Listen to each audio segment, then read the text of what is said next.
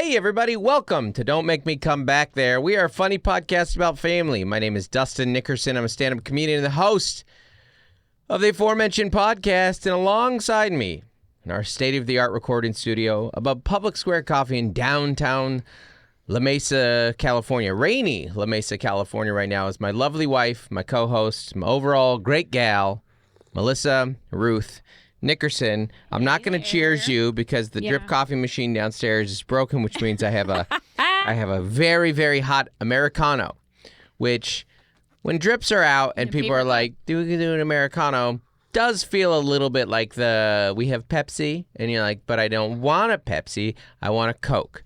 That's what This is a Coke shop. This is a Coke shop. But you know what? Life happens, things break. And Public Square is a very good coffee shop, so I'm very grateful. Mm-hmm. I'm just a little upset that I didn't get exactly what I wanted. I wanted to get my drip coffee. Maybe. I wanted my water through beans proportion to be very different. I wanted 205 degrees, not 210. Yeah, exactly. Anyways. And you can't get a pour over. Can't get a pour over. They don't do those anymore. But these are not real problems in life. But we got a lot of episode to get to you guys today. We have a guest. We have a return guest. Aaron Weber's been on the pod before. I think Aaron's been on multiple times before. Yeah. Certainly back in the old John Chris touring days. But we're gonna phone in, Zoom in, satellite in. Phone a friend. Pick up a hitchhiker? That's what we're going to do. That's right, hitchhiker. Yeah. We got a hitchhiker today. Those aren't illegal on this podcast. But Aaron Weber's going to join us to talk about his comedy special, his baby, his life in Nashville, The Tonight Show.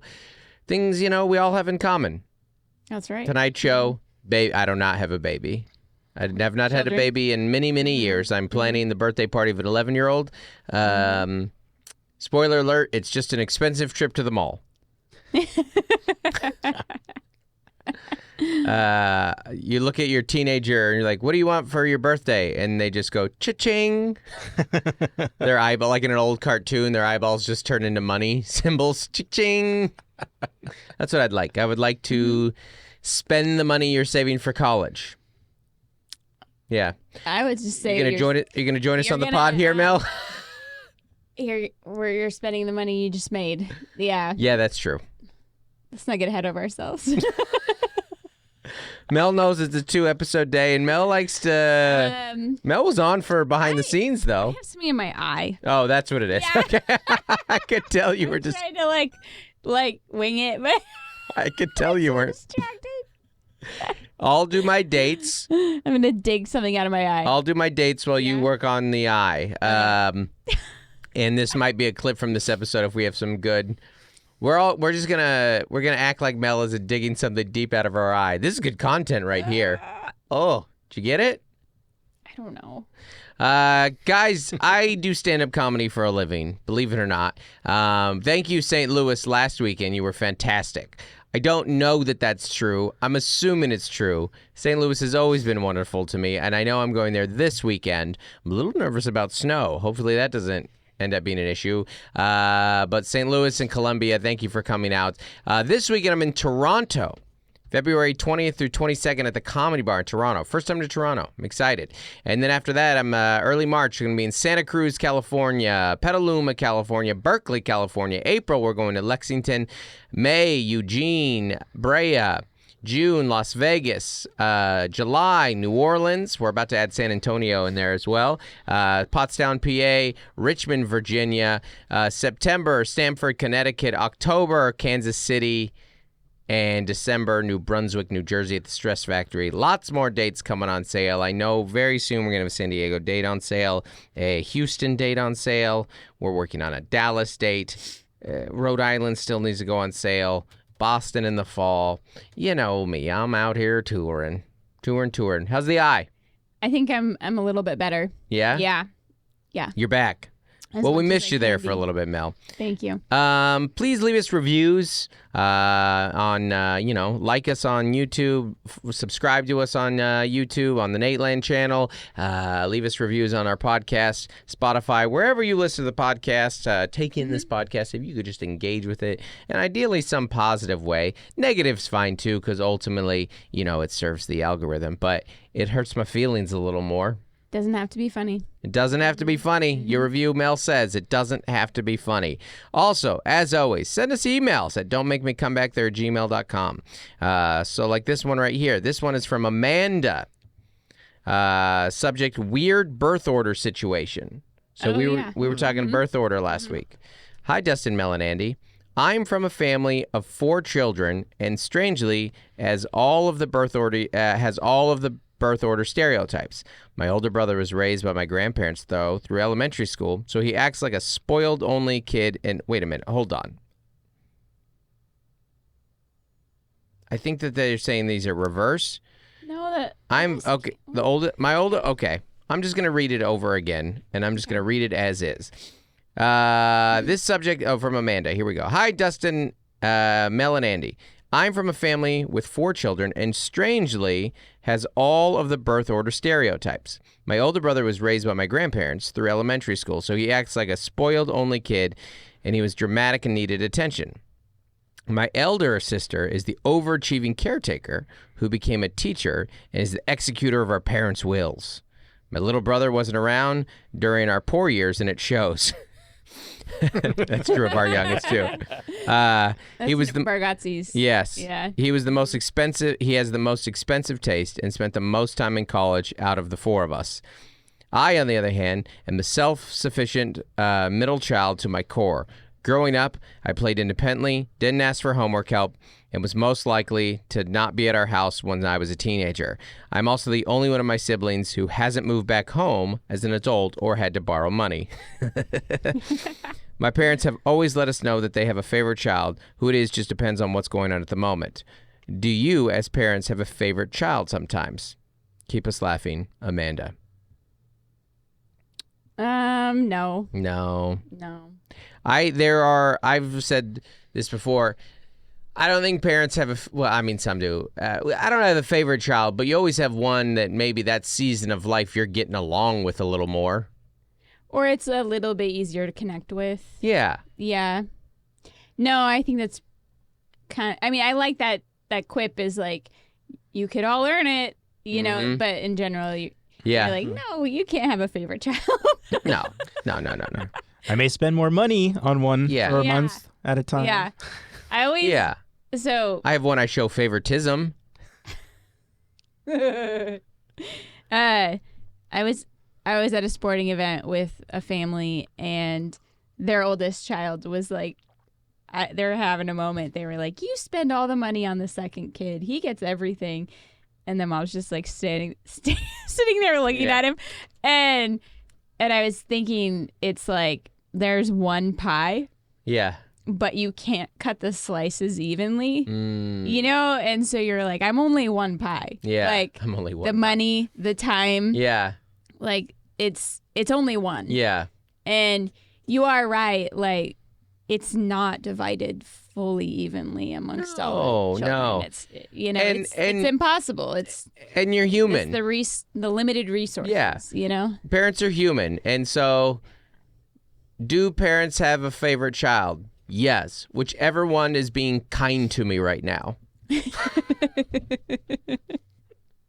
Right? Like or as you say, grateful. Grateful. Yeah. Yeah. Whichever.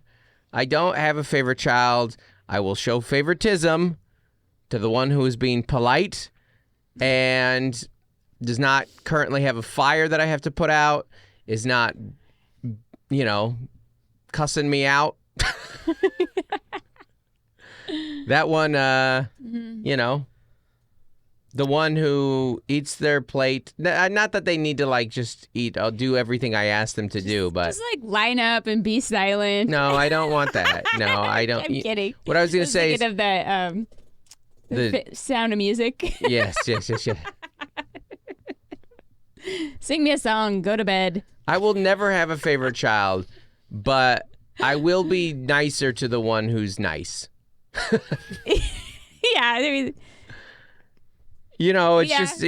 you're a human on the other. it's a nice temperament if you can get it. Yeah. Well, what was the pie thing you just said? It's just one pie, Mm-hmm. and you have to cut it and distribute it to Right. your 3 children. It's not going to be even. Right.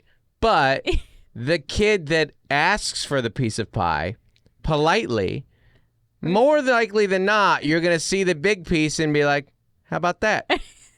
How about that? You know what? Here's a little whipped cream on here. Why I make eye contact with the one who demanded the piece of pie after not eating their dinner. So do I have a favorite child? No. In this current moment, is there one I have a little more fondness towards? Getting a little more whipped cream. Yeah. I don't have a favorite. Cool Whip does, though. It's too simple of a question. Do you have a favorite child? That's good though. That's like, okay, never mind. This reference is not time specific. Well, hit me. It was the kids with the wings on the Super Bowl. The whole day they're like, how many wings are left? Oh, yeah. The next day, Yeah. are there any wings How left? many wings are left? Our family eats so many wings. We're a It's big just- chicken wing Everyone family. was just all 3 children were Yeah. just, what's the status of the wings? How many wings? I don't know. Claire killed the wings. Dang it. I got the last one. I got the last wing. You're supposed to save me one. Yeah. She also said in here, P.S. As an avid cruiser, I can tell you that the best way to avoid seasickness is, so this is in reference to the Nateland at Sea, which you guys probably saw. I don't have the details of that pulled up. Do you mind pulling it? Oh, in a no, month. we It's announced in a it. year. It's in a year. Nateland at Sea, next Super Bowl. .com. Like that's I literally- saw a video of people watching the Super Bowl on a cruise, and I was like, that's going to be fun. Yeah, when we were in Vegas, they were promoting the same thing. Like Yeah. Poolside. Yeah, I think I've never watched a Sounds Super Bowl in pretty a big great. group like that. I will say if the Seahawks are in the Super Bowl, You'll be in your room. I will be in my room. I will not watch that with a group. I do not enjoy. Yeah, I mean, we'll save that for a different episode, but for the next episode, which is. But anyways, sorry. It's going to be fun. The cruise is going to be super fun. And watching the Super Bowl with a big group will be a lot of fun. I can tell you the best way to avoid seasickness is to be as close to the center of the ship as possible. All right, let me text Nate. Hey, Nate, I'm going to need center ship. You don't want a window. I don't know if... I probably do want a window, no, though, I'm right? just- I don't know. It will just put you in the ballroom. Well, where you're at the sleep there. Yes, where you're the least movement. Also, ginger, green apples, and seasickness patches will be your best friend. And get a balcony so you can have fresh air.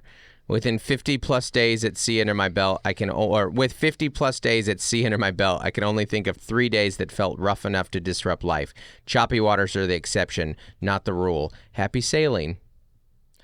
No, our neighbor is really pushing these Patches patches yeah, in the ear. yeah. Yeah, she's a big cruiser. And you have to go get prescribed, She right? said you can get a low dose on Amazon, but you need to go to your doctor to Highest dose imaginable. Yeah. He's gonna go, how sick do you get? I go, I get seasick on a swing.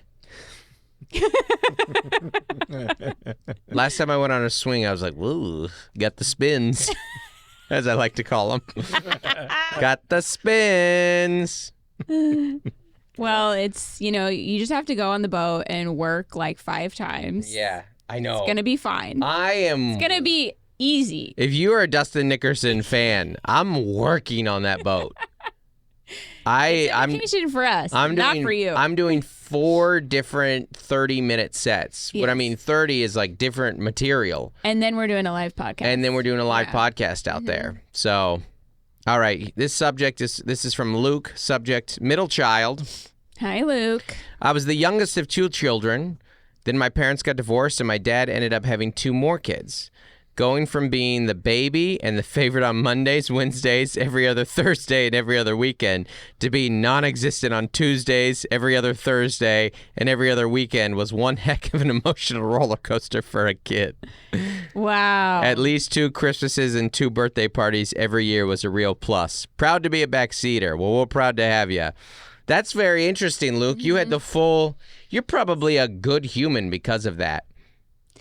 Yeah, because then when the other ones came in, he was already like kind of established, but then he had to... I'll tell you, as a child of divorce, we find our way. You know, we've got... we had to go through some stuff. You know what I mean? Yeah. We had to, like, you're like, first off, we're good at packing a 24-hour bag. A lot of people don't think about that when they think the perks of your parents divorcing. Packing. Very good packers. At a moment's notice. What's that? I need my 24-hour bag, my Adidas duffel, ready to go at all times. Agreeable, flexible, with schedule, you know. We find our way. We find our way in this world. Okay, next one right here. Okay. This is from, we got a lot of birth order stuff before we get to Aaron. So this one is subject, my poor middle sister, and this is from Summer. Hey, y'all, love the podcast. I feel as if I'm listening to my husband and I 10 years from now. We currently in the trenches with 3.5. They said 3.5. I'm going to call it that. A 3.5 and 1-year-old. But we're making it, I think. The subject of middle siblings made me laugh because it's always been a topic in our family. I'm the youngest of 3 girls, and everyone always knew who knew me and my older sister were. At church, we get a hi Desiree, hi Summer, hi Sweetie. Sweetie being my middle sister, Katie. Oh, Katie. No one ever knew her name, and we even had someone who thought she was a family friend that just tagged along with us everywhere.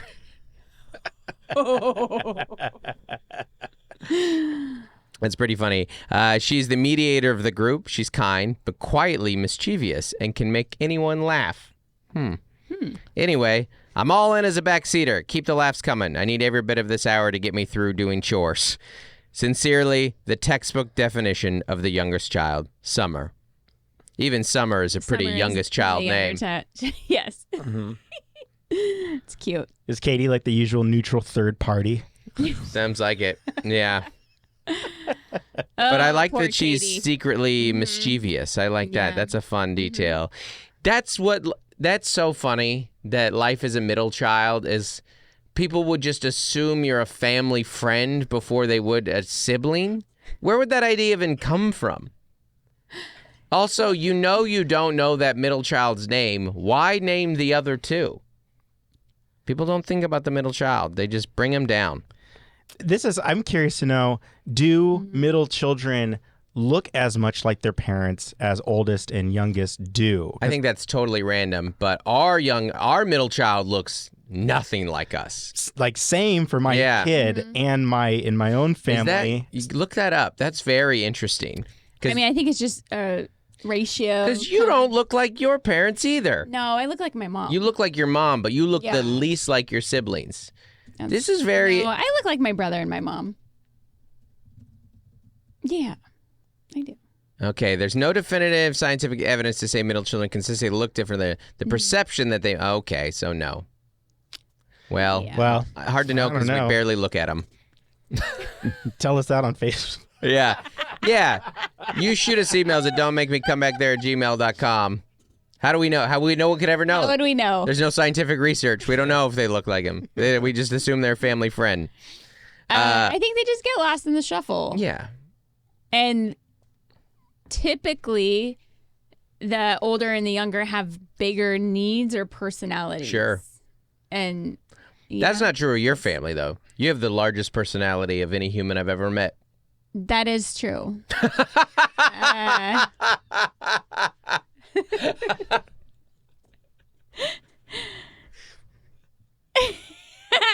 Who, you? Yeah. Who, me? Mm-hmm. Huh? Yeah, that's true. Yeah. Mm-hmm. Well, I forgot to talk about your outfit.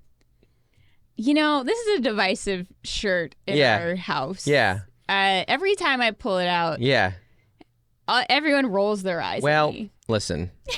We got a long day before we get to Mel's rugby match, and every 5 years, polo shirts are back in. You mean rugby shirts? Polos specifically. Okay. Oh, Mel's fashion tips. We haven't got one of these. Rugby shirts. Okay, no. Tell us, Mel. We haven't got a Mel's fashion corner in a while. Start over. So I am going to save this shirt forever. Why? Because every 5 years, rugby shirts are back in. So love it or hate it. Yeah. I'm either like pre-trend or post-trend, but it's not going Either way, you're trending. But it's definitely got Blue's Clues vibes. 100%. You know, the stripe. Yeah. Slash Waldo. Waldo. Yeah. Yeah, like Valentine's Day Waldo. Valentine's Day was good, yeah. the thing that's nice about a rugby shirt is like it's sporty, but it's got like some structure to it. You know, like the collar. Yeah. Plus, you know, you get that collar there when you need it. You can pop it. Pop a collar if you need it. Yeah. Yeah. So it's like here's blouse. Yeah. And here's jersey. Yeah. And this is the child of a blouse and a jersey. I mean, you definitely look like you're doing, like you're sent from corporate to go do an audit of the Abercrombie. I'm the geriatric millennial working at Abercrombie corporate. Yeah, you corporate. Yeah. You're not still in the store at 40. No. No. Hopefully not. But you're there and you're just asking some questions, kind of checking inventory, looking out the racks, looking at the mannequin placing. Yeah. Yeah. They're back. I love it. Watch out, Melissa from corporate. Melissa, oh gosh. Coming down. Melissa from corporate sounds like, oh my gosh. Melissa from corporate's incredible. I got a clipboard. Oh my gosh. Melissa from corporate's here. She's going to ask me some annoying questions. She has the biggest personality of any human that's ever existed. She uses her email at checkout. It's like 20 characters long. Incredible. Let's do one Facebook thing here. Okay. This is from Julie. Julie said on the Facebook group, Dustin Nickerson Comedy Fans, I listened to an old podcast where Mel said that was the most middle-aged text, and it made me think about my next vacation day from work that I have scheduled. I'm taking off February 14th, not for Valentine's Day, but instead to take my dog to get her teeth cleaned and to help my father-in-law get his Social Security and Medicare set up in preparation for his retirement. The worst part, I'm looking forward to all of it. To add to the middle-agedness, my husband and I are both on salary, so taking a Friday off just adds to our weekend and Monday workloads. Sounds like a productive little vacation. Yeah, really good. It feels so good to get stuff done. It does. You know, when you're middle-aged. Oh my gosh, knocking off a bunch of tasks is fantastic. So, anyways, maybe just clean your closet too. That is an option if you had time. If you had time to do that. Yeah. Love it. Why clean not? The oven. But having to take a day off to do all that stuff is hilarious. Clean the oven. Ooh. Get crazy. It gets so hot in the house. You know? All right, ladies and gentlemen, Aaron Weber. Let me get my. All right. We were just saying this is as good a place to start as any. I mean, you have the built-in excuse for being late now. It's pretty great. or no showing. You're That's for sure. I haven't done something like that yet. And most of the time it is true. It's something baby related, right? Yeah. Yeah. You're like, we can get out the door. Yeah, maybe I'm not as in a rush to handle it. You know? With the baby, nice and vague. Yeah, and if you bring her to something, then you go, look, we gotta get out of here. You know, it's about time, you know, and then you be there for 5 minutes. Yeah. I think we got this baby. It's great. And they're like, where is the baby? And you're like, actually, we never took her out of the car. That's right. We was really just more of a drive-by, kind of a Target pickup situation. Right. Yeah, and she's getting hot. So let me get out there real quick. She loves her car seat. She was sleeping. What are we going to do, wake her up? Not a bad parent. You know, I made that joke a lot in the hospital where we had to do. Sorry. We had to do. They're all like, "You what?" I know it's been a while since y'all have had kids. I don't know if this is a new thing, but they really stress crib safety.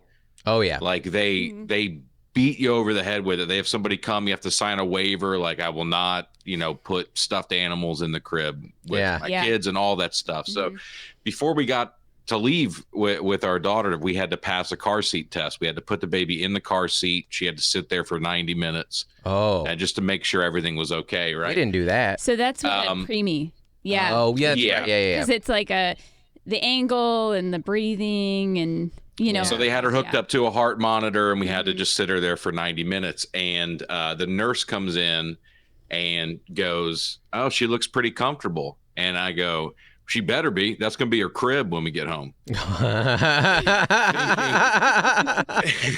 Thinking like this is an obvious joke, right? Crib safety. Yeah, right. Yeah.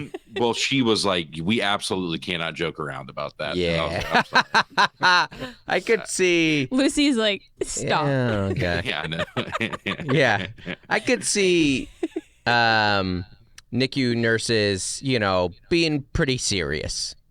Yeah. Yeah, they have to be. Yeah. They have to be. It's really liability of it too. They have to make sure, like, hey, we got to make sure we can't. This person said they were putting their kid in a car seat as a crib, so They can't be like, "Am I right? Do you?" I know. Huh? No, but big wink at you. Yeah. Oh man. Yeah, that's that's gonna be built in for a long time, and I'll tell you, as someone with a 17-year-old, we're still using it, that excuse. Rough night with the kid. And they're like, doesn't he drive? Yeah. Yeah. Like, isn't he in college? Yeah. No, I mean. Yeah. But he still relies on us. Yeah, he's still not sleeping through the night.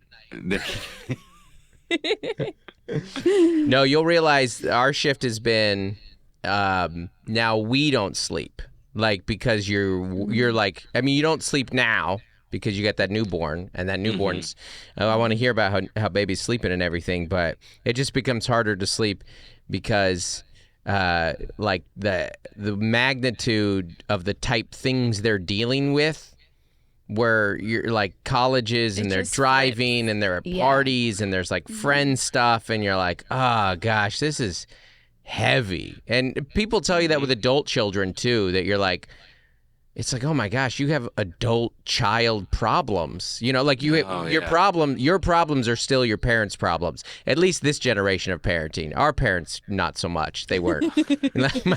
my dad stopped parenting when I was like 15. But yeah, well, that's a good time. I mean, what is he gonna do? So yeah, I can't imagine. I think we're a ways away from that. But yeah, well, I mean, and you don't need to yet. Yeah, one day at a time. Yeah. You started with heaviness though. Yeah. How's baby doing now? How's Luce? I mean, we haven't met baby yet. I'm trying to remember the last time I even saw y'all. I guess when you did the podcast. We did the podcast, the week of Thanksgiving. Yeah. Yeah. We were just in okay. and out. Yeah, man, it feels like a lifetime ago. For you, it absolutely was. Yeah. Yeah. She's doing well, man. She's doing well. We're trying to catch back up on a lot of stuff, but things seem to be going okay. We just got slews of doctor's appointments and things like that, but Is there a hassle? it's good. Yeah. Well, yeah, good, yeah. having a newborn born on time, there's lots of doctor's appointments. You preemie with 4 stuff. 4 weeks, 6 weeks, 8 weeks. Are you guys going in once a week? How often are you guys going in? So we have like 3 or 4 different people that come to the house once a week for various stuff. That's nice. They come to the house. And then, it's great. Vanderbilt is awesome. So yeah. Because we did everything there, we've got all their at-home stuff. But then we got to go, like we had to meet with the genetics yesterday. So we got to go downtown to Vanderbilt. So there's just stuff like that. Yeah. That's, it's a lot, but it's all worth it. So. Yeah. And then it's like one thing to have a baby and feed it and clothe it and get it to sleep. And then you're like, time for an appointment downtown. You know, and park and walk and in and out. And they fall asleep right when the doctor shows up, and then they wake them up and love. And the wife is, Yeah. And it ruins your whole day. Am I right? The wife. The oh, you're dead. I'm here trying to empathize. No, I don't agree with you at all, Aaron. I know you don't. This is over. Yeah, it's all hard in the way that everybody says it is, and then it's all meaningful and good in the way that everybody says it is. So I found myself. That's a very good summary of parenting, by the way. Hold on to that forever. It's as hard as everybody says, and it's as bad as everybody says. Like, and it's as wonderful and meaningful. I'm sorry. I know. I thought about something else. It's as hard and bad. Bad's not the right. It's as hard and as you said it best. Bad. I'm doing a bad paraphrase. Listen to me, advanced father. Yeah. What I was gonna say is, though, you have had I keep thinking about you a lot because the last few months of your life there's been a lot of there's been a lot of big things in the Aaron Weber life. Yeah. You know, like big like monumental, and also like you're like, Aaron, they had their first baby and it's good. It is a lot. It's dramatic, but baby's doing healthy. He's got the special coming, and then Notre Dame's in the Natty. Like, there's just a lot. Man, it was a ton. It was a ton of stuff going on. You didn't have a lot of just chill Wednesdays in your life in the last 4 months. Yeah, that's a good point. It has been a lot. I've never laid out the full list like that, but it was, God, how quickly life changes. The Notre Dame in the national championship would have been the biggest thing in my year.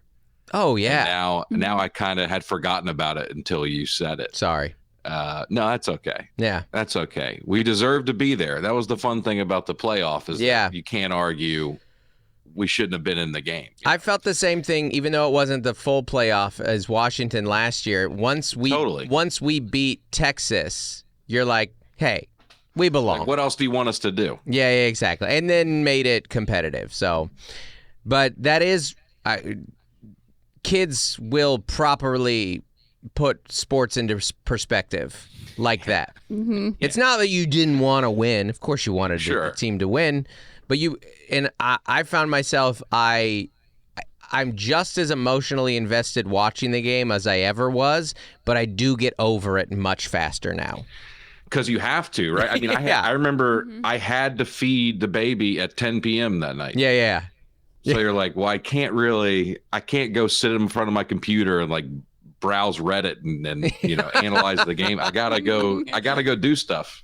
Like, I have a real life to live now. Yeah. So, that kind of stuff keeps everything in perspective. Have your Reddit threads changed? Are they're all newborn Reddits? Yeah. And there's some darker stuff I'm getting into. Uh-oh. I'm just kidding. Yeah, for sure, man. I mean, it's a good time for Reddit. It's in the current climate of things, I'm sure there's some good threads. Throw it on the group text or the GC as the kids call it. Are they calling it the GC? It's the GC. You say group chat, group text, you're an old, irrelevant human being. Well, when did I know you have probably, I don't know if you have, Melissa, but I think, Dustin, you've definitely had the moment where you feel like, okay, I watched the halftime show the other night and I thought, all right, I'm old. Right. I'm the old guy watching this who doesn't get it. and then I'm watching younger people who think this is the best thing in the world. Right. And I remember being on the other side of that with a ton of stuff and thinking my parents were insane. Yep. And it was just a moment for me where I go, oh, this is no longer for me. Right. I'm on my way. I'm on to the next phase. Yeah. And that was like, remember the run of old timers at the Super Bowl came after the Justin Timberlake, Janet Jackson one. Mm-hmm. Totally. So we're like, hey, it's Tom Petty for the next 10 years. Yeah. Bruce Springsteen. Yeah. It's like a pendulum swing. Yeah. We had exactly. And then Bruno Mars was the bridge, because Bruno is kind of for everybody. Maybe not new Bruno's Mars song, but old people and young people alike get down with Bruno. And then we started creeping a little younger, and then you give us millennials our last one with the Dre, Eminem, like, okay, that was our... Sure. But yeah, Kendrick, like, certainly, we're not so old that we don't know who Kendrick Lamar is. You'd have to be living in a cave to know who Kendrick Lamar is. Yeah. But I did not know a lot of the songs. No, me either. But I think it's just he just came at a time where I was done caring about that stuff. Oh, I haven't liked a new band in 15 years. Yeah, I say this all the time. My dad's been listening to the same 30 songs for 40 years now. Yeah. I mean, we'll be in the car and he goes, and he puts on Baba O'Reilly. Yeah. He's like, do you know when the drums come in? I go, I've been listening to this song since I was a kid. Yeah. Yes. Meanwhile, on a cassette. now and for the rest of your life, there's a good chance you're going to put on John Mayer's Continuum CD. That's for sure. That's for sure. I'm already whittling down my taste to 30 songs. You're locking in your 30. Yeah. That's a good way of putting it. 30 songs. I mean, if there's only 30 songs, I mean, I have 22 set. Mm-hmm. I mean, I might get 8 new ones, but I don't think they're anything new released. You know, it's just maybe a one from 06 I forgot about. A deep cut. Yeah. Mm-hmm. You know, there's so much stuff now that people talk about. Movies, TV shows, music, and they go, it's so great. And I go, I'm sure it is. Zero interest. I'm sure it's unbelievable. Yeah, I just don't. You're just going to rewatch West Wing. Yep. Yeah. Probably not going to get around to it. Or The West Wing. You know? Sorry, I always say they're on. That's like your favorite show ever, right? That's the best show of all time. Yeah. So people may or may TV. not know this, but Aaron and I, you're one of the comics that I've spent you might be the comic, I mean, Taylor probably. Outside of Taylor. Yeah. The most time on the road with. And even, I mean, those were on John tours, but I would see you more than I would see John. But we would just get in and we'd go into the venue, often churches. Yeah. And You're on a we'd wake bus. up in, wake up in Shippensburg, Pennsylvania. Yeah. Go. where he'd sold 8,000 tickets. Yeah, insane. Yeah. And then Dustin would go, I found the douchiest coffee shop in the state. Yeah, Let's go kill Let's 4 go. hours. Yeah. Yeah. You know, John gives me credit for being the original, liberal coffee shop joke guy.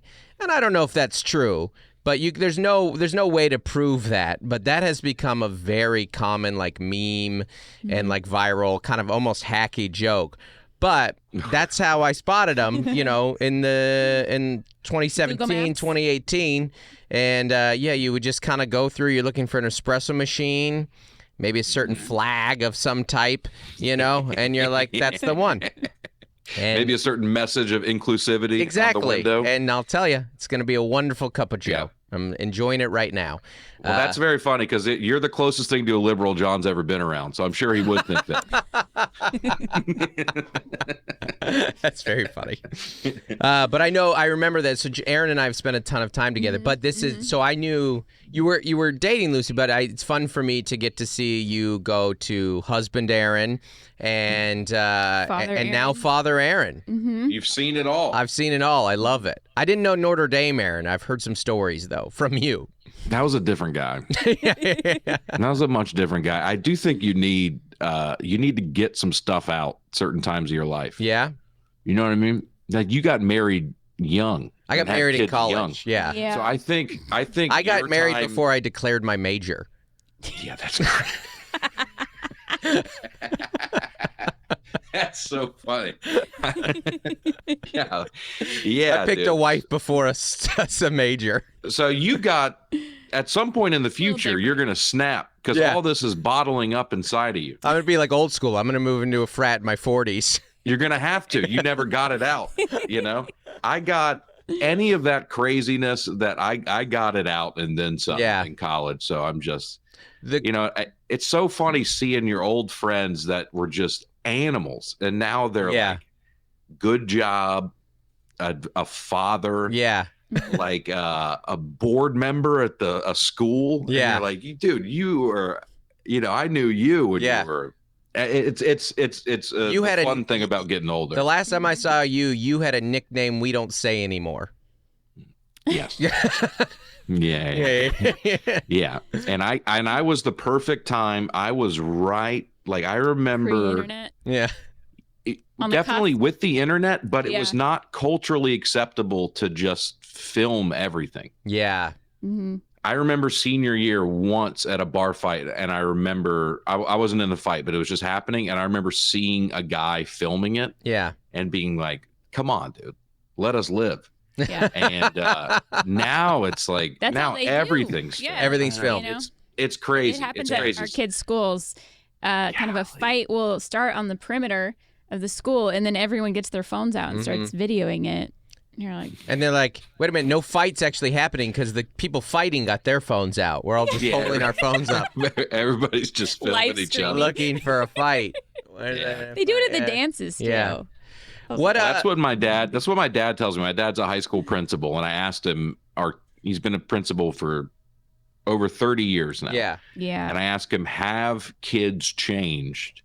And he said, kids are fundamentally the same now than they were 30 years ago. They have the same insecurities, the same Mhm. things they're dealing with. The only thing that's different is the phone has changed Yeah. so much. Yeah. Yeah. It's like, but they're still the same kid. They just got this thing Right. that just is controlling. Well, and everything for now. your Yeah. baby, she's already got the chip in her, right?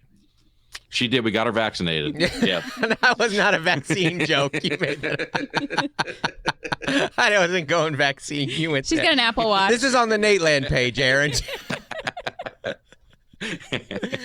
You already loosely called me a liberal on there, and you know You're done, buddy. I'm gonna get cooked in these Nateland comments. It's over. Half of them already hate that I live in California. I know. I almost brought that up, and then I was like, "Don't do it, Melissa." Why do they 'Cause- hate that you live in California? Well, No, they don't. They actually. your first Okay. trip to California We were here for that. was to San Diego and Bakersfield and All the bright lights. the- the best cities, haunts. Bakersfield. I think you guys did LA. We too. did LA. We did the Wiltern. Santa Barbara. It's about 2018 Santa Barbara is or something unbelievable, like yeah. that. And so we got to experience your first trip to California, which is You got It was donuts great. with I our saw family. the Pacific Ocean for the first time in San Diego. Yeah.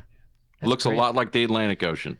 Yeah. Yeah. Yeah. Just a little colder. So, yeah, it's a little colder over here. the yeah. water. Yeah. Yeah. Yeah. I don't know. I've never been in the Atlantic Ocean, so Yeah, I think because I grew up in Nice. Alabama, and California is talked about like it's all LA, Mm-hmm. right? Everything's Los Angeles. It's the belly of the beast. yeah. Yeah. And then you get out there and you're like, oh, it's as diverse as America itself. So Ton of farmland, ton of Yeah. military. yeah, you It's- got everything. Yeah. Yeah. You can ski, you can go to the beach. Yeah. You can We got make forests. wine. You can Yeah. make- I say my description of California is Desert. because it is expensive and it is poorly ran.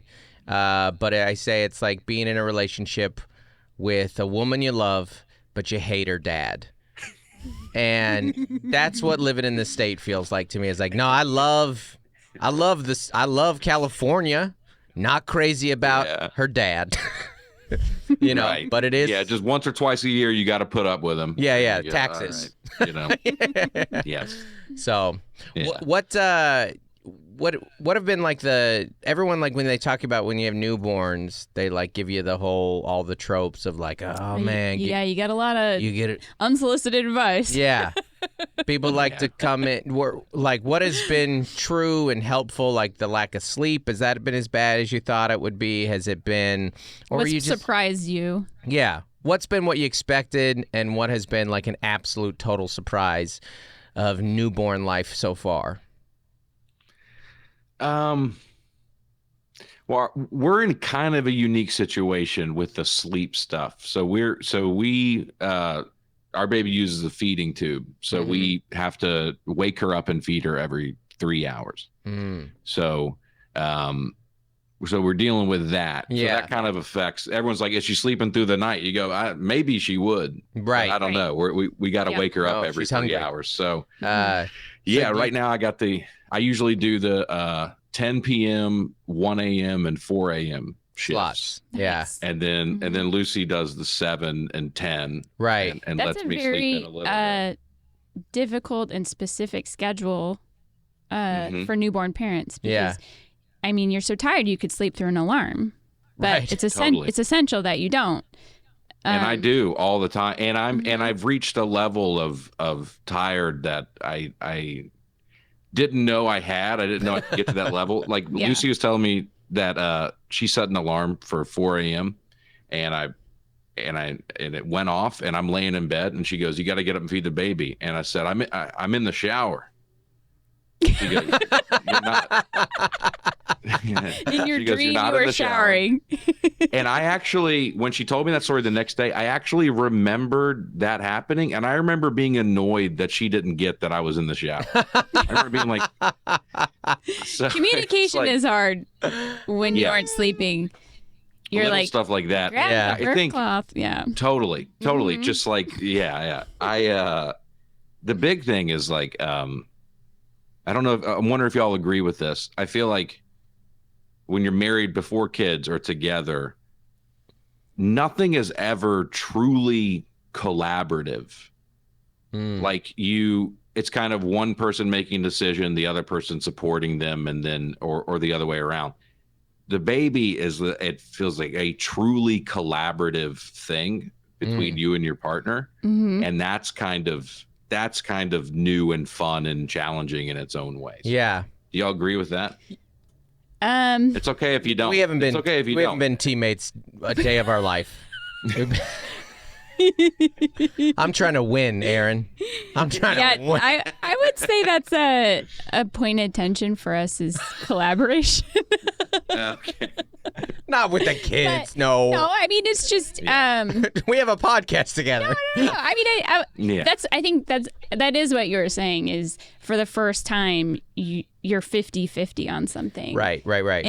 And it's every decision affects your partner and your kid. Totally. Yeah.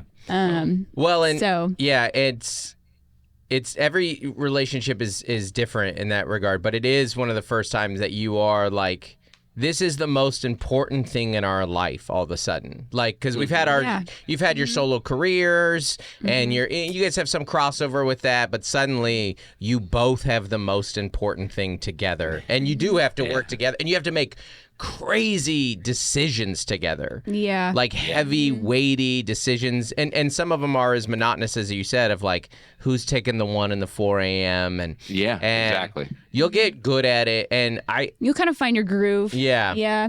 And then the kid will change, and then you have to find a new thing. New schedule, new routine. Are you staying up till 1? That 1 a.m. shift? My first thought is up till and then you go to bed. I sleep for about an hour between the 1 and the 4. Yeah, hitting those Reddit threads.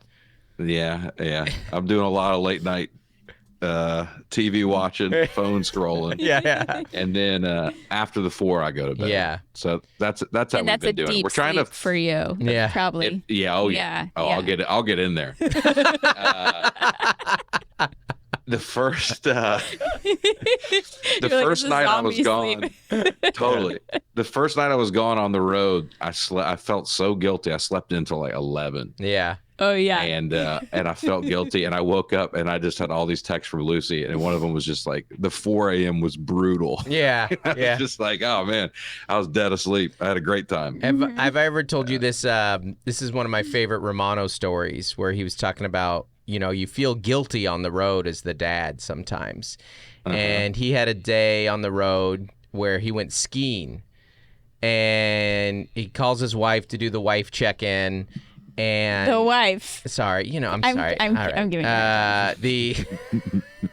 the old ball and yeah. He checks in with his wife. I don't know Ray Romano's wife's name, otherwise I would say it. Mrs. Deborah. Romano. Mrs. Romano. Deborah. He calls Deborah.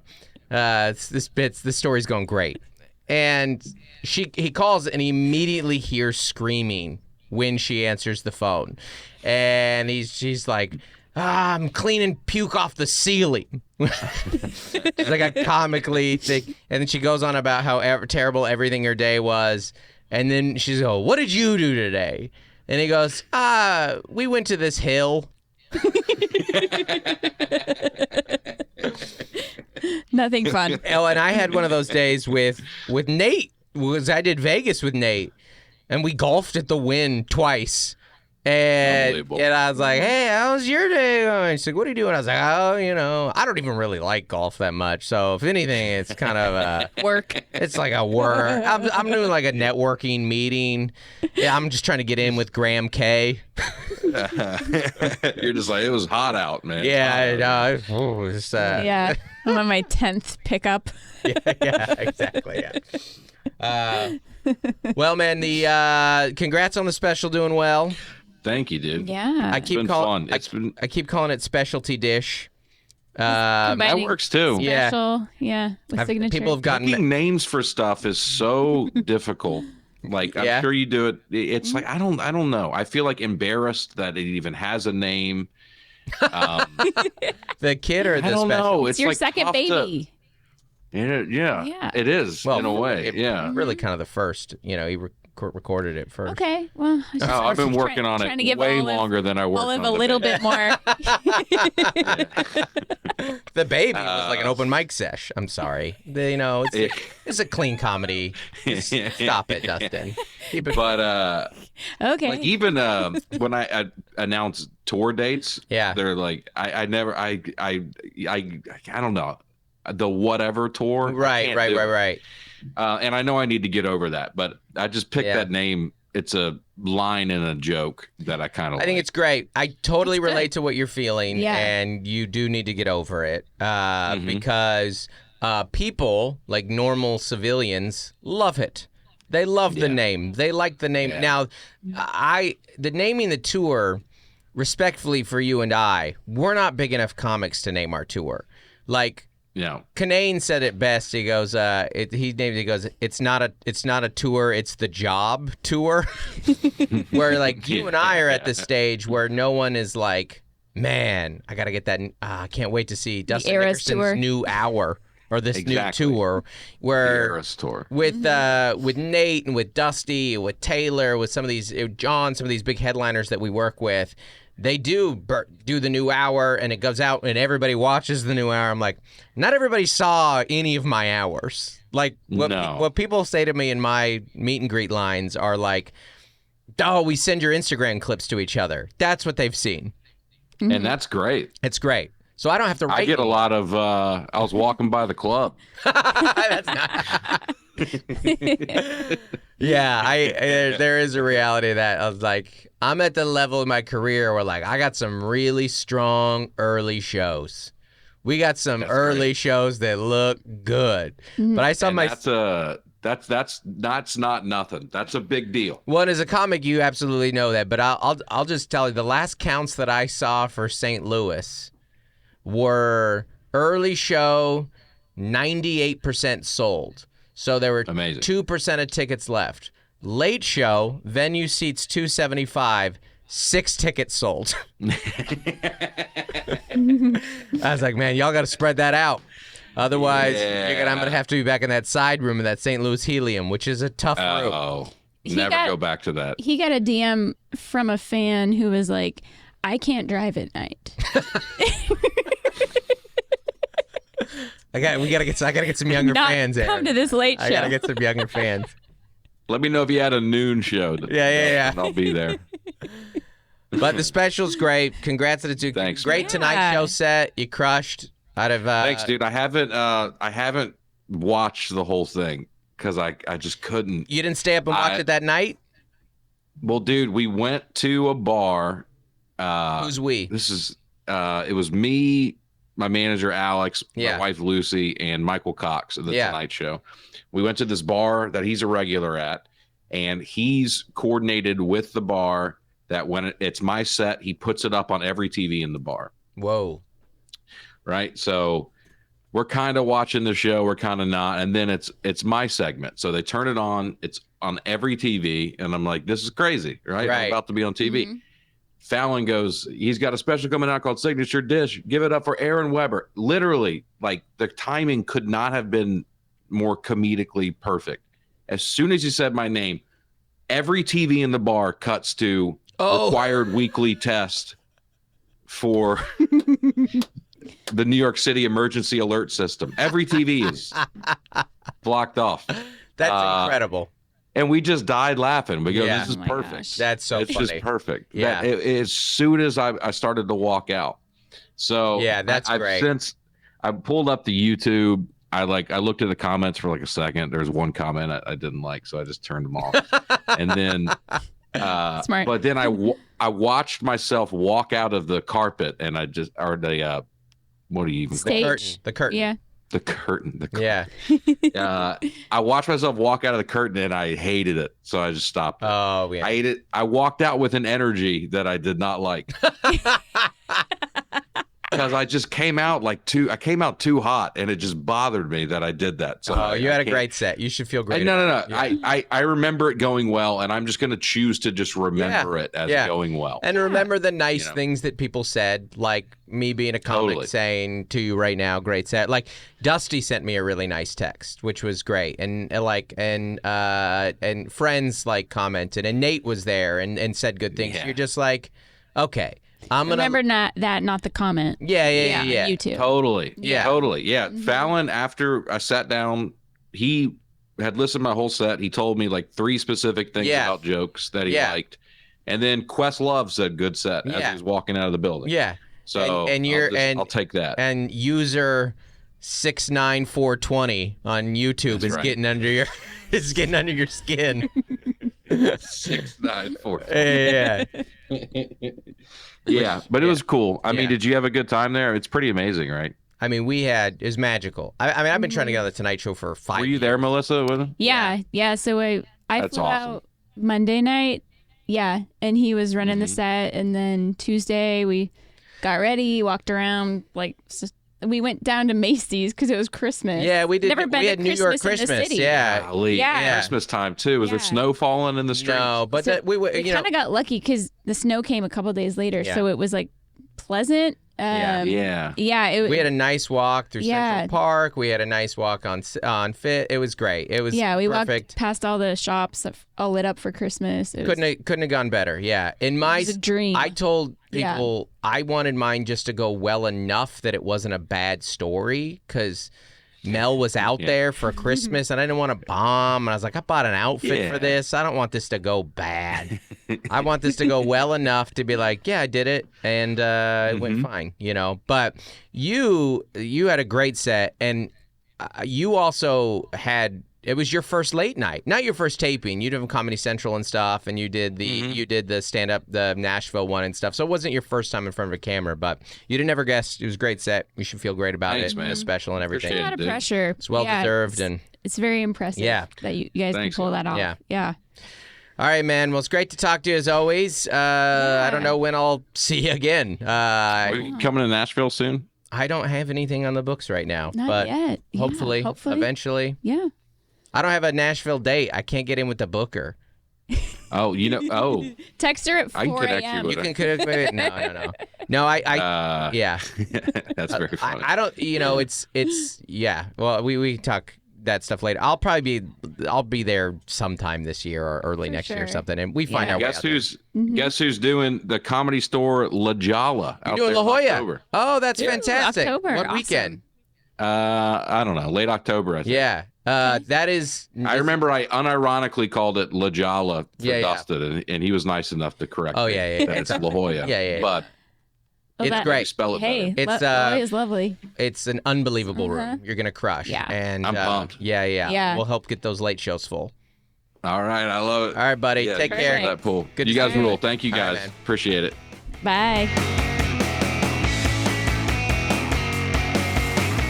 Hey everyone, we wanted to give a quick shout out to our patrons. These are our 25 and up a month Essential as Oil patrons, starting with Adam Bush, Allison Nelson, Averill Griffiths, Andy and Darlene Girton, Avery Starr, Monty Galindo, Brandon Schoenberger, Carrie Teague, Christopher and Bridget Finland, Code 2 Grow, Courtney Eibling, Demarius Diaz Stevens, Daniel Owens, Dave and Melissa Cox, Dave Hoagland, Dustin Daly, Jason and Francis White, Jen Thurk, Jessica Hanrahan, Jonathan Rivera, Jordan Cowan, Juliana Smith, Lori Amos, Lauren and Nick Rachel, Matt and Sam Slosdom, Michelle Carlson, Nicole Carose, Nick Cordell, Norman Perron, Preston and Rachel Wilson, Rachel Kennedy, Raina Camps, Robert and Nellie Capen, Scott Elliott,